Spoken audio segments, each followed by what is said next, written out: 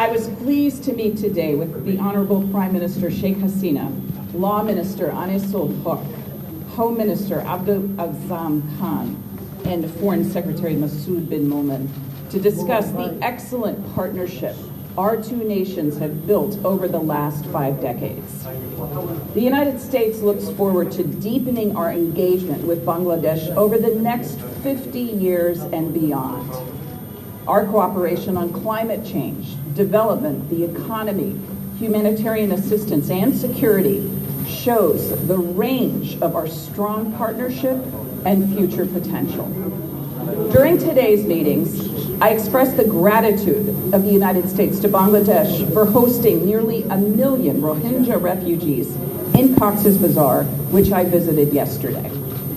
The United States has provided more than $2.1 billion in humanitarian assistance to support refugees and host communities in Bangladesh and the region since August 2017. To that end, I am proud to announce that the United States is providing more than $74 million in additional funding to support humanitarian response efforts in Burma and Bangladesh.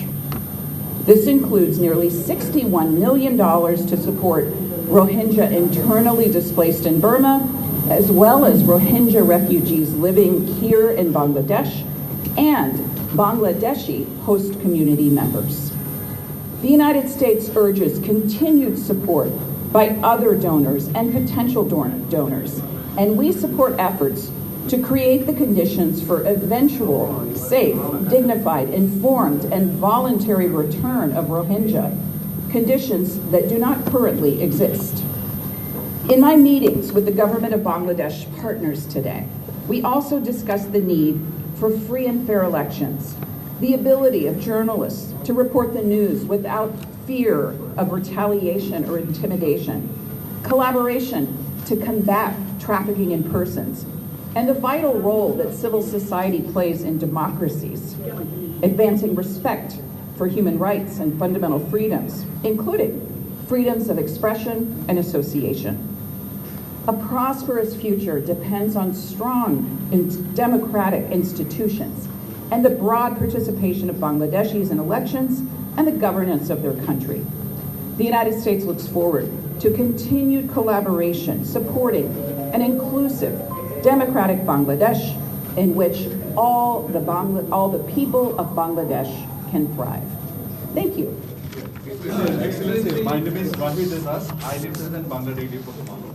So my question partly related to our Foreign Secretary, Mr. Masood bin Momen, and partly to Undersecretary Asia.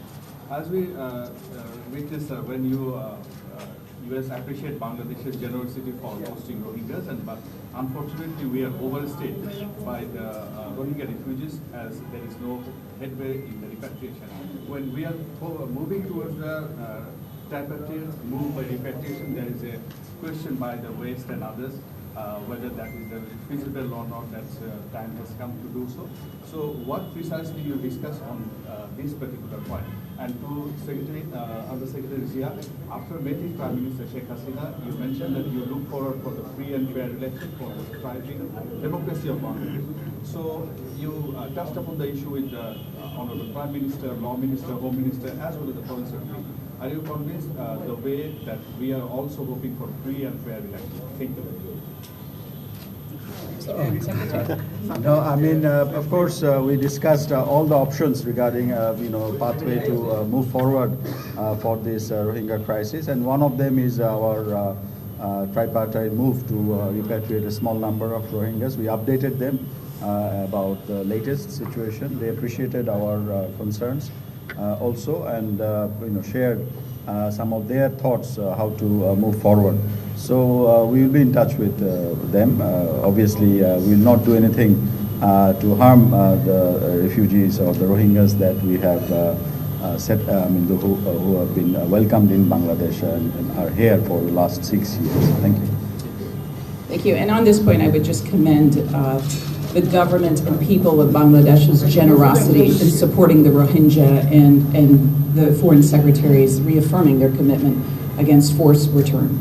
On the question of free and fair elections, I I heard a strong commitment from the Honorable Prime Minister and all of the government ministers with whom I had the pleasure to meet today in support of free and fair and peaceful elections. And the United States, as part of our global human rights policy, supports free and fair and peaceful elections, and we want to do our part as a longtime partner of Bangladesh to help make this possible.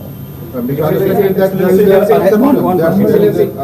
a perception that if election is not fair, then the US is going to take a stand measures against Bangladesh.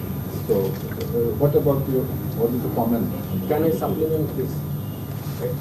Perhaps I'll just answer your question quickly. I come here in recognition of the importance of our partnership with Bangladesh and to underscore the U.S. desire to deepen that partnership in support of our vision of a free and open Indo-Pacific anchored in resilience that is more resilient, more connected, more secure, and more prosperous. So I would say I would not characterize the discussions as you described them, and I think we had a constructive, productive, and engaging discussions. And I would say yesterday we witnessed large political rallies that were thankfully free of serious violence, and I think this is a good harbinger that we would like to see replicated. Thank you. Excellency, This will be the last one. The two opposition parties, the two major parties are in two polars about the election time government, and they even declined to sit in a dialogue. What is your position about holding a dialogue between the two political parties? do you have any initiative to make any dialogue between the political parties? I would say that the questions of the timetable of the elections that is for Bangladesh to decide. We are all for dialogue, but we do not have any direct involvement in what you described. Thank you. Thank you.